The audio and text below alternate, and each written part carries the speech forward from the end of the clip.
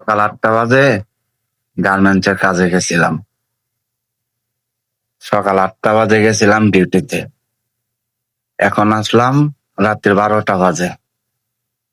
তো এতটুকু একটা টিফিন দেয়, একটা কেক দেয়, একটা রুটি দেয়। এগুলা খায়া 12টা পর্যন্ত ডিউটি করতে হয়। কি আর কমু, বলার কোনো ভাষা নেই।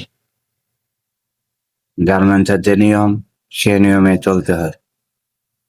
কথার লগে কথা বলতে গেলে ছেলে ভালো না, ছেলে খারাপ হয়ে যায়।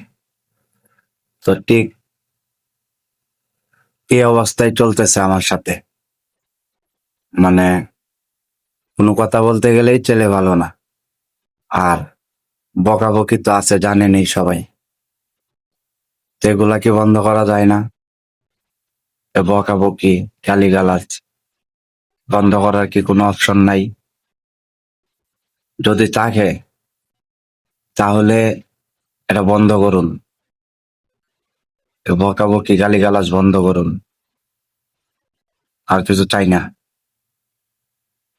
এতটুকুই চাই।